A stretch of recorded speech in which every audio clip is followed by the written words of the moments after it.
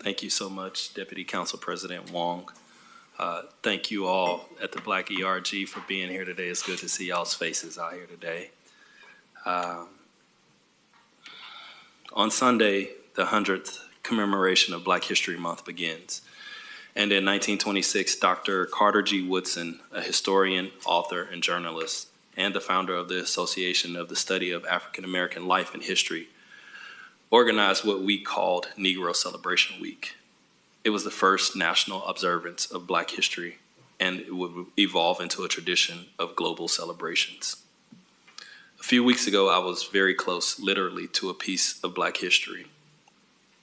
Each year, Vancouver Avenue First Baptist Church hosts the Drum Major celebration near Dr. Martin Luther King Jr.'s birthday, and I had the honor of speaking from the same pulpit where he once preached.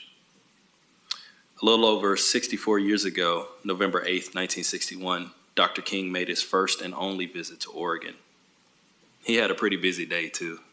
I don't think y'all know this, but I'm going to share a little bit. There was a sermon, a 2-hour strategy meeting with fellow pastors. He spoke at Portland State University in the morning and Lewis and Clark in the afternoon. And he addressed a crowd of 3,500 people at what is now the Keller Auditorium, and was introduced by Governor Mark Hatfield. So there's a little bit of Black history for you, but it doesn't feel like history, does it? That feels very close. I feel like for me, it feels close to my Outlook calendar on a very busy day. Some other things look similar too. State-sanctioned violence by masked men, peaceful protesters met with brutal violence, extrajudicial killings by anonymous men serving as judge, jury, and executioner. And I guarantee you, for every one captured on video, there are a lot more that are happening in darkness. These are the forces being weaponized against all of us who refuse to accept their reactionary delusions, their desire to not only roll back the Civil Rights Act, but the Emancipation Proclamation, as well as women's suffrage, too. I've heard a number of people say along the lines of, we gotta meet the moment. How are we gonna meet the moment? This needs to meet the moment, whatever, however it's been brought across. But this moment, the America of 2026, may feel new to some of you, but I know it very, very well. I and every other Black face you see in this room have already met this moment many times. We're well acquainted. We met it again and again, and it always walks through our doors. In her essay, A Mouthful of Blood, Toni Morrison wrote, "Our past is bleak, our future is dim, but I am not reasonable. A reasonable man adjusts to his environment. An unreasonable man does not. All progress, therefore, depends on the unreasonable man.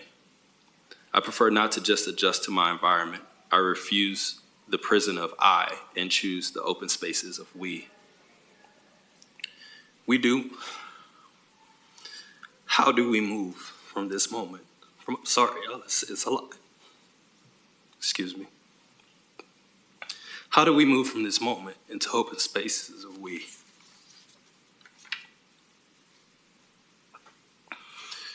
In my speech at First Baptist, I spoke of Dr. King's last speech, "I've Been to the Mountaintop."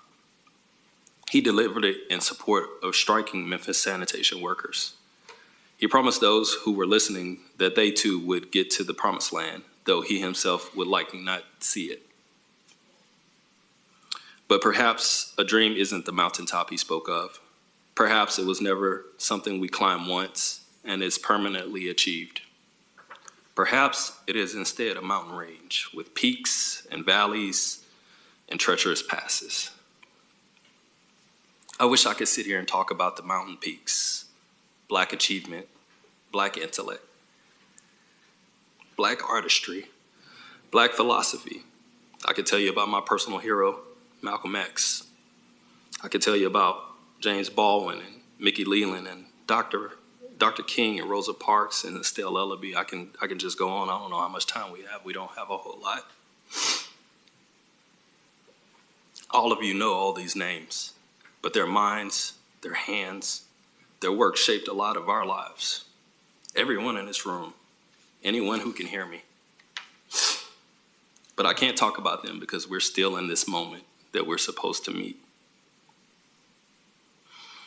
And in this moment, their names are erased from websites. Their murals, the murals of them are being painted over. Their faces, their stories are literally being ripped off of the walls of national parks and thrown into dumpsters. So there's another chapter of Black history being written right now. And I wish I had an easy, uplifting ending. Some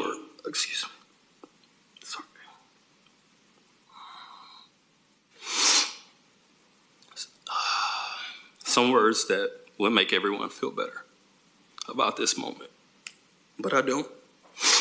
So instead, I will leave you with some words from Malcolm X. Usually when people are sad, they don't do anything. They just cry over their condition. But when they're angry, they bring a change. And the truth is on the side of the oppressed. Thank you. Thank you.